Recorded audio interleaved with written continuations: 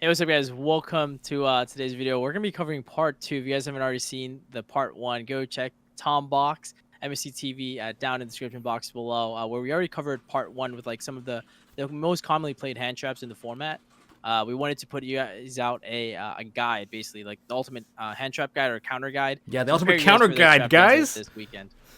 Yeah, Yes. but So, Tom Box is here, so for those of you guys who don't know, I think Tom is an amazing content creator that provides, I guess, really good competitive content. If you guys are interested in that, so go check out his channel as well. Show him some love, and huge shout out to Tom Box for asking me to do this with him.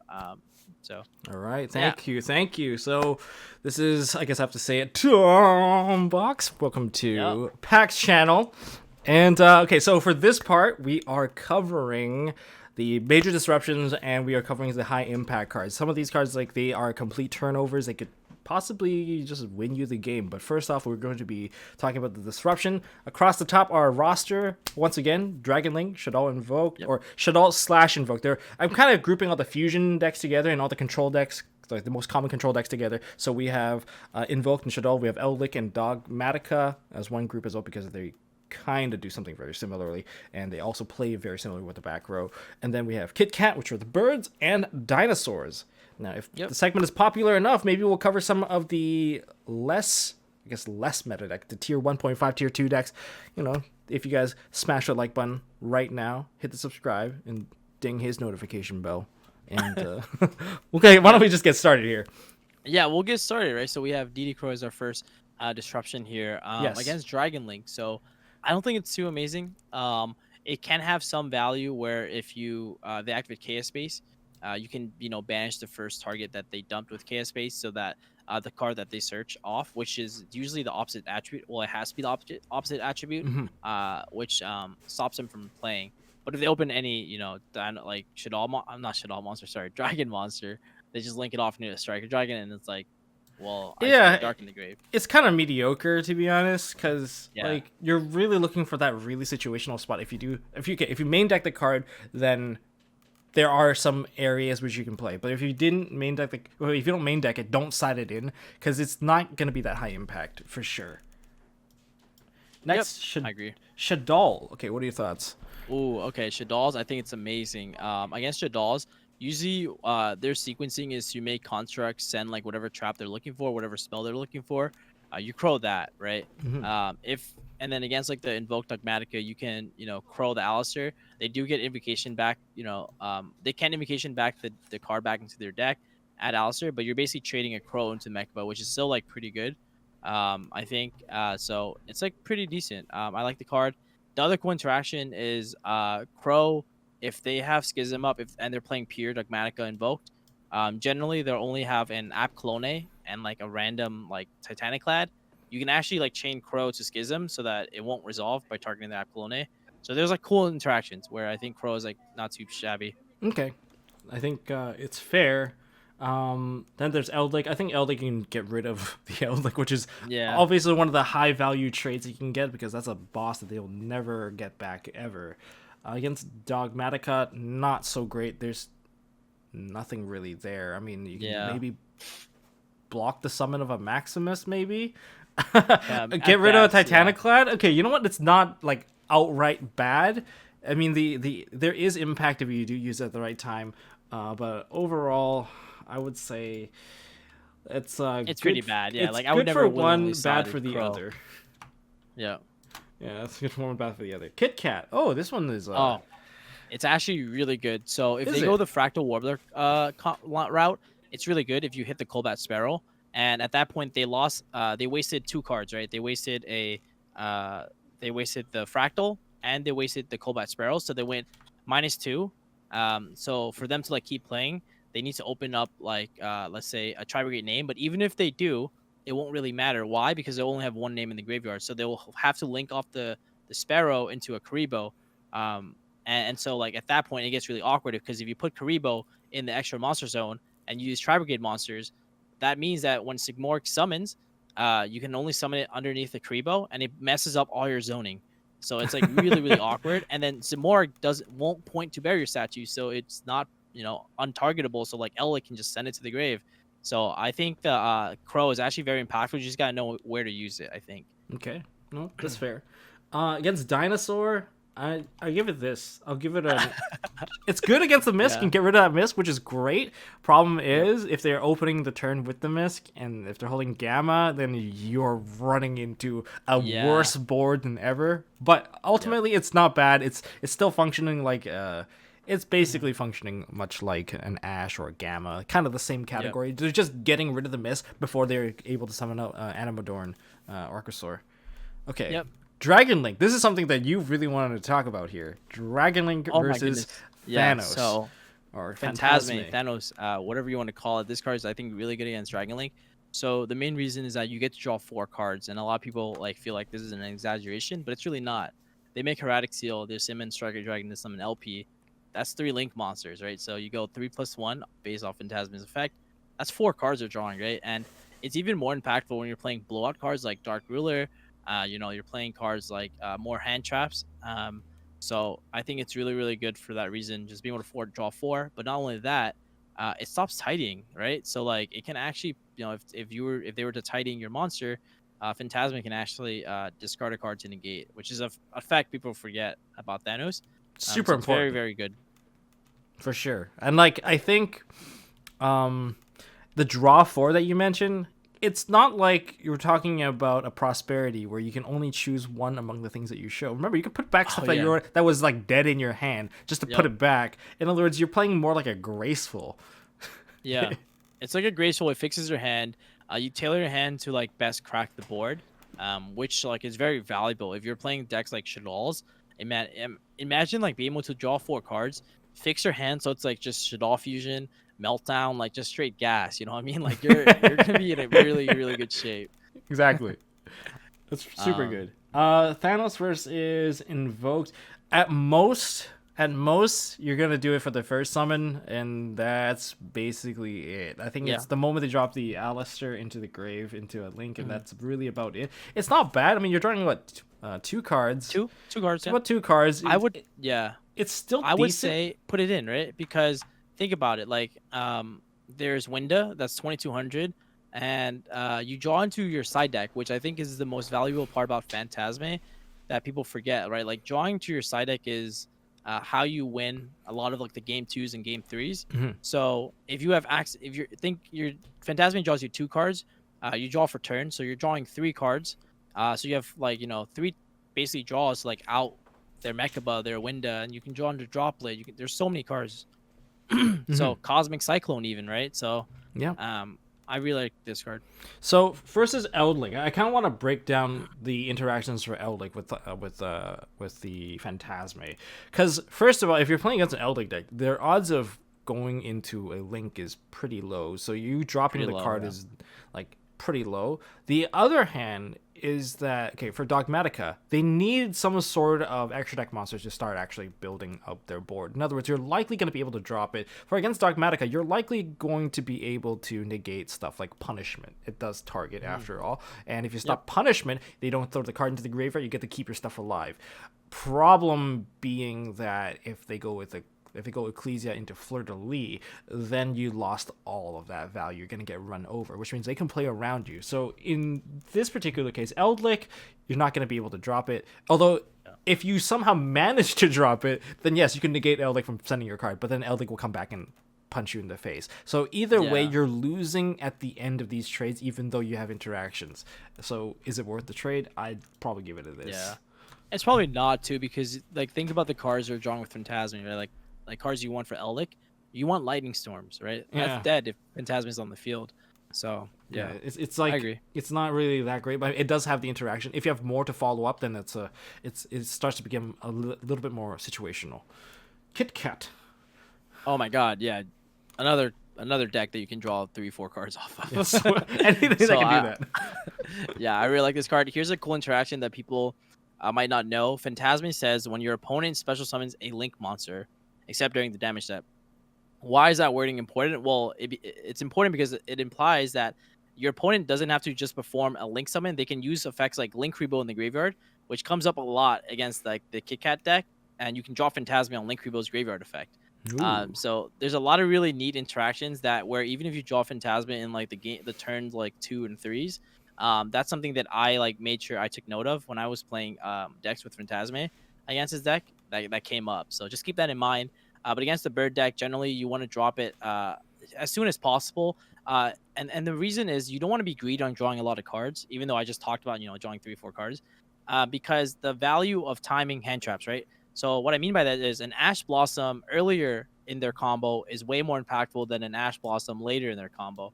And that's something that one of the theories that I like kind of like talked about with like Gabe and Nesh, that you can draw into hand traps, but if you drew Lancia while they're already coming off, like that doesn't really accomplish much, right?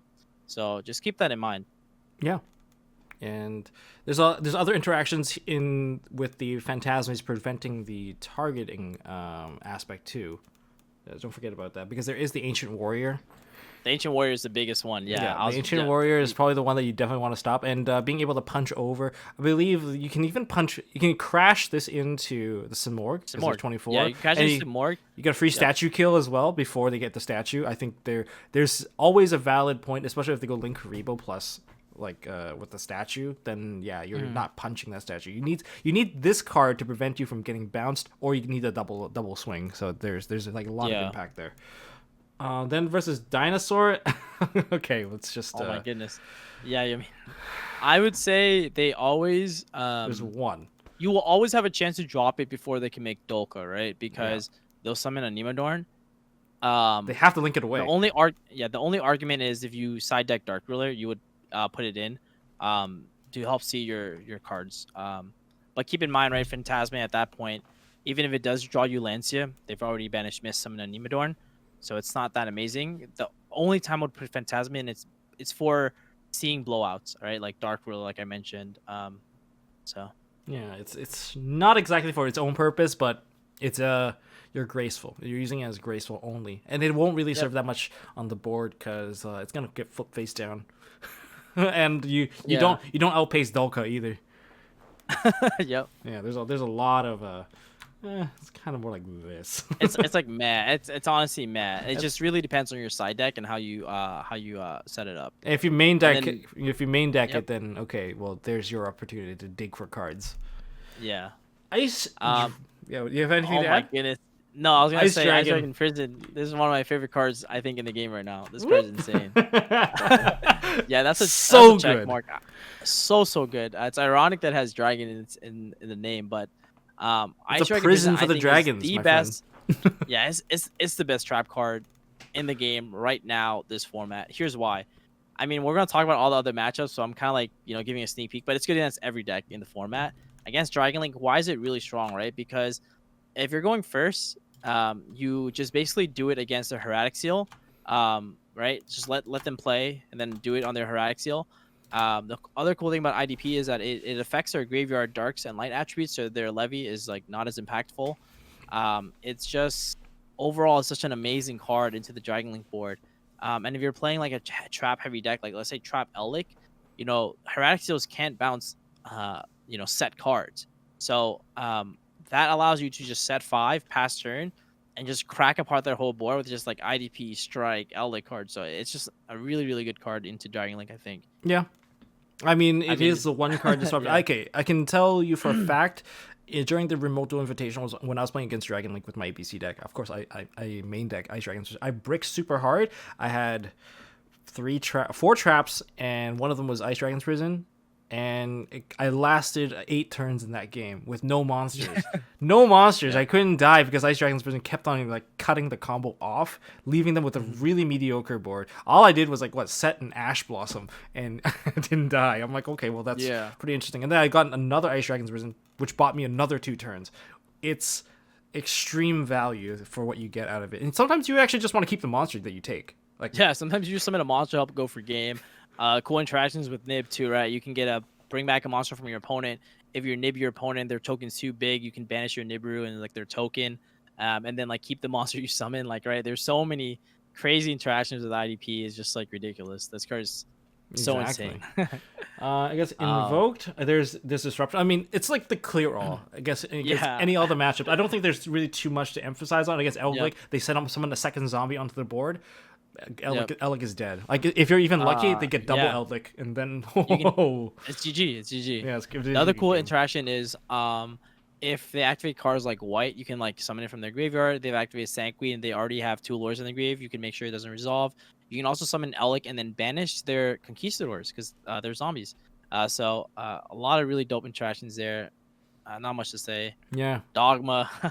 Not much to say. Just look at your opponent's graveyard. I think the key tip here is look at your opponent's graveyard. Do they have something matching on the board that is going to let them combo further? Yes, just activate to get rid of both. Yeah. Problem and solved. Here's the other thing too, since we're already on the topic of that, invoked Dogma, right? So like all those stuff. People have been going Alistair into Magus or Artemis. Yeah, Artemis. Which is you already know that's a huge problem because Artemis is a spellcaster. So when they stop going to Almirage and Secret Gardener, which is a Cybers, that means it sets up even more for IDP, right? So yeah. Just keep that in mind. It's That's really nice. That is a very big exposed weakness right there. Yep. Mm-hmm. I mean, they're trading away the slot for an additional extra deck slot. Really, yeah, that's what it is for, right? Okay, yep, I guess we can like Dinosaur. There's not much to add there. I mean, you can take away their Mist. Okay, if you do it early, the problem is the Mist will go back to the graveyard eventually. That's the problem. Yeah, you have nothing to banish. But taking it away is still worth it in my opinion because they really don't get it. They just don't get an Animadorn. You have an 18 beat stick that you can use as your own link material. They're either gonna have to crash it later on, then the board's not so great. But if it's there is timing for you to really capitalize on this. So it can even battle phase it. Yeah. Battle phase even battle phase it. I would say the only issue with IDP against Dino is that it works really well against bad Dino players. Against good Dino players, they can play around it. Here's how. So if your opponent goes normal Oviraptor, add Mist, then they pitch Mist, you chain IDP, you banish the Mist and the Oviraptor, they pretty much lost the game. However, like some of the better Dino players like Ryan they'll go Mist effect first as the first action they do. And that's a very crucial point, right? Because if you don't IDP that right away, they can normal Oviraptor, right? And everything else goes through. So it's just like it puts you in a position to like think very hard on whether or not you take that Mist. So I think it's very, very interesting because even if you do take it, normal Oviraptor, right? Effect resolves, attack over it. So something to consider. Yeah. Just be careful. I think like staying true to like the battle phase can save you. There's multiple instances where because Mist doesn't stay live after the main phase 1. It doesn't even stay live. It's not even live main phase 2. So you can go in the battle phase, take away the UCT, and that will save you the entire battle phase. You're just not gonna die at that point. So I think that's important. Just drawing living a turn to draw a card is like so huge. So I like that. You might even be able to keep a monster alive because their biggest beater is gone. Like the one that swings over everything. If you have the numbers, then you're gonna live. Okay. Yep. I guess we can go on to TT. Oh yeah, Torrential Tribute against Dragon Link. I think, I like it a lot. I like it a lot. Yeah, you just have to like time it really well. But I think overall, it's a board wipe, right? And especially you want to hold Torrential when they try to go for game. And if you do, they pretty much lost. It's really hard for them to kind of sequence chains so that the first thing that happened is not a summon. So Torrential is most of the time like live, which is really nice. I think the same like Needle Sealing is kind of the same concept. If Torrential is good against a certain deck, the Needle Sealing is likely to be just as good, except that you have better timing because you can choose when is the appropriate timing. You don't have to wait for the summon anymore. So these two kind of go hand in hand, and they are also the two most popular forms of board wipe right now. Not a lot of decks can actually eat a Torrential and kind of come back, especially a combo deck. Combo deck eating any of these two will end their board 100% short or end with nothing at all. Yeah. Invoke Shaddoll. I mean, you can definitely use it against Invoke. Most Invoke decks, if they're playing pure, like worst case scenario, they Mechaba and they trade their trap in their hand. They trade a Dogmatica trap. That would be the worst case scenario, which means they still get to keep a lot of things. But then if you do it early, if they don't have a trap, you can still wipe the Mechaba because the trap ratio is still very low in comparison to like in their deck in comparison to like spells and monsters. so it's still Yep. pretty decent. Versus Shaddoll, I don't recommend it. It's Yeah, don't do it. you're When gonna they get can't be killed. destroyed by card effects. If you blow up App Clone, they say thank you. So, I mean, come on. You guys have seen my Shaddolls. I literally play Torrential in it for a reason, right? So, Yeah, you yeah. don't want to be in that situation at all. Yep. Mhm. It's not good. Needle Sealing versus this, I don't think it's great because I don't think they actually generate enough bodies, and you're actually No. going to be trading more bodies trying to break stuff than Yep. yeah, it's not going to be worth it because you're losing more than what you're popping, for sure. Yeah. That's not great. Eldlich and Dogmatica for Torrential and Needle Sealing. I think Torrential is good on like the Maximus summon. Other than that, it's not really that great. Against Eldlich, I would say it's actually surprisingly decent, but it's not something you have to do it really well to have the most impact. That's just like good timing.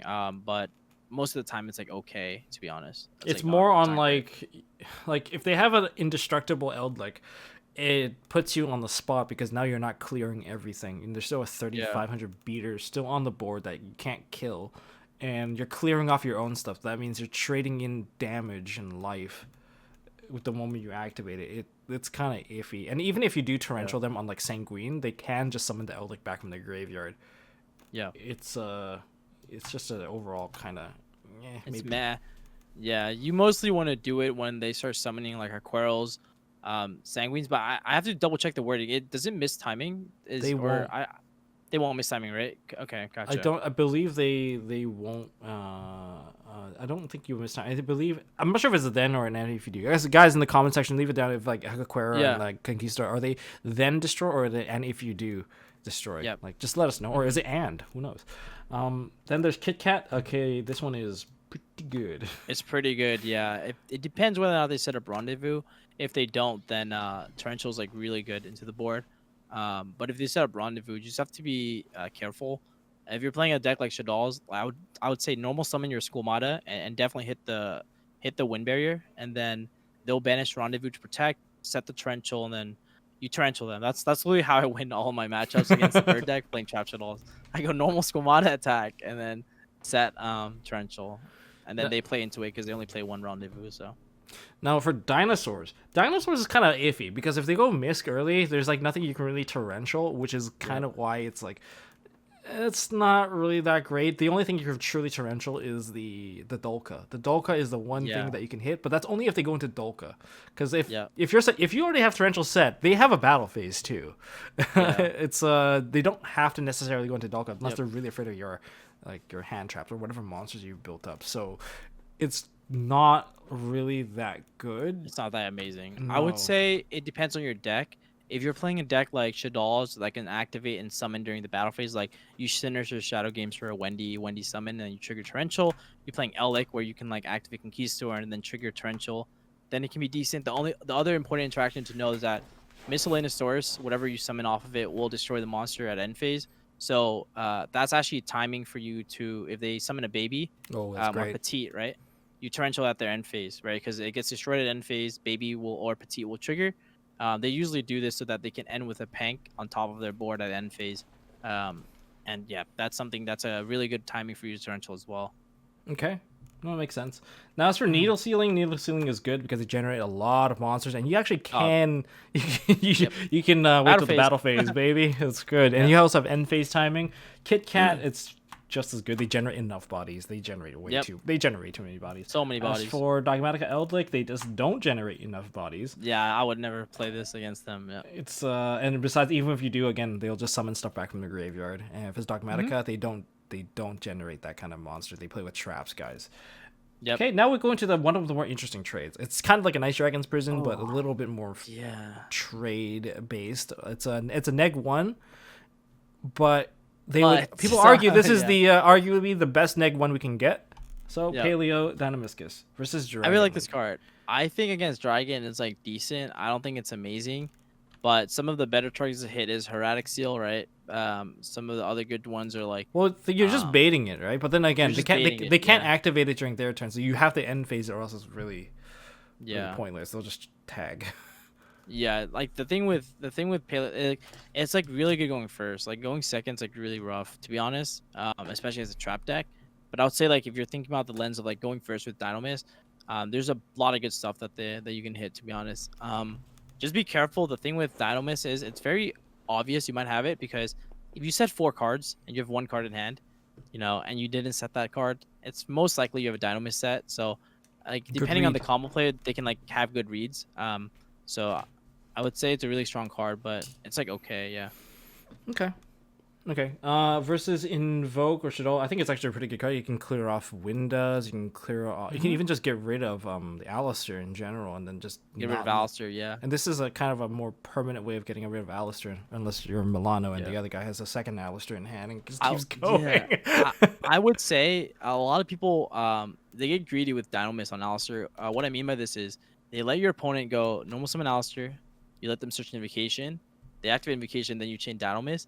I actually don't think that's right. The better way I usually try to do it is this is before they start incorporating Shaddolls, but I would usually they go normal summon, they search, then I Dynamis the Alistair right away. Yes. The reason is because if they put Invocation into the graveyard, which is not easy to do, um, uh, then they can start looping Alistair for the next turn. And Yep. every time Alistair gets normal summon, that's like a lot of pressure on you. So you want to like alleviate that by making sure they keep Invocation in their hand. Some of the better Evoke players, what they try to do is they start setting Invocation alongside a bunch of other back rows. So when you start sniping it, you hit an Invocation, right? So it's just there's a lot of really cool plays you can do. But Makes sense. Makes sense. Okay. Versus Eldlich, it's good because we can even in when Eldlich is dead, and even against Dogmatica is also good. In like not just like the Eldlich, even if they do the chain of like they go Eldlich to say a Conquistador or or a Conquistador to an Eldlich through Sanguine, you can still get rid of the trap card, and then they just wasted their interaction. So it's always going to be a good trade no matter what it is. And summoning a free body for them is not exactly their intention. So there's that. Yeah. Versus I agree. Yeah. Versus the birds. Yeah, you do it on the normal summon. So unless you have an extender, it's really hard for them to play through. What you can also do is what I like to do is Fractal, pitch Nerval, add Kit, normal summon Kit, banish 2, summon the Link 2. Then you go Dynamis, banish the Flaget. I think that's the best line because it forces them to use resources out of their graveyard, and then you banish their Flaget, right? So they don't have an extenders. Really, I think that's the best way you can do it.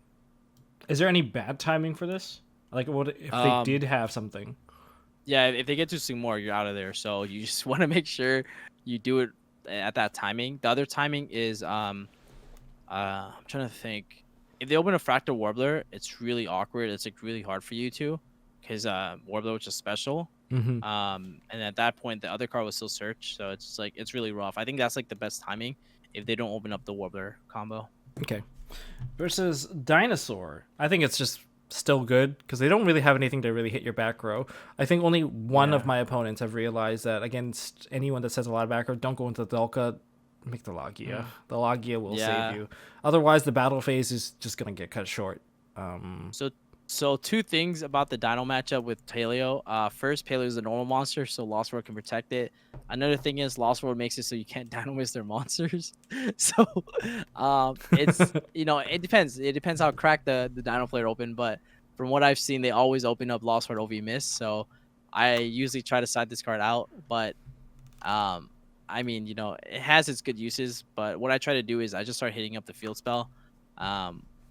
Yeah, because I mean, protecting your paleo is just ridiculous, right? So I mean, getting rid of the Lost World isn't that bad either. I mean, you're preventing them from getting the token and getting that free token hit. The token hit is going to lead into like an OV Raptor, and that is not fun. I believe that is damage step, so you can't even ash it anymore. So everything's kind of like really, it becomes really problematic. So the interaction is not bad, but it's definitely not ideal.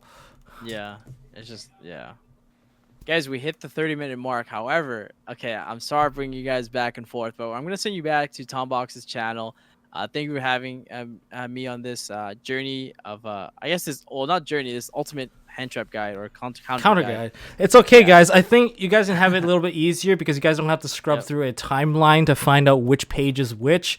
because Yep. each individual page has been separated into a video. Like, look how much like we're giving you guys a lot of detail here. We're covering a Yeah. lot of interaction, and of course, coming up is going to be the high impact stuff. We have kaiju's and also alpha, which are like the free drops. I'm gonna call them free drops because they're kind of the same category. Like Pankratops is also a free drop. Dark blue Yeah. no more. We have our mass clears, our lightning storms evenly matched. What's Harvey's feather duster? I was like, what is HFD? Red reboot. the Although card. like I felt like maybe I can cut the red reboot because the red reboot was kind of like a given. It's a one of, but it is also probably one of the best one of. A lot of people kind of want it banned. Triple T, triple tactics talent, and I think the most popular board breaker of the format. Super Poly. Super Poly. Super Yeah, what Poly a card. is What a card. ridiculous. That's what we're going to cover on tomorrow's video. Doing a lot of editing here, guys. It's really tiring. Appreciate you guys. First of all, smash the thumbs up button for PAK. You know, he's really, really just giving us all this knowledge, guys. If you want to be a better player, subscribe right now. This is like a Tom Box recommendation. Another thing is, guys, let us know in the comment section below, you know, your thoughts on this, whether or not this helped you, and also what else did you think we missed, or what else we should also cover. Provide us really good feedback, guys. So as always, you guys are insane. Thank you for all your support, and I'll see you guys in part 3. So see you guys there. All right, peace. See you.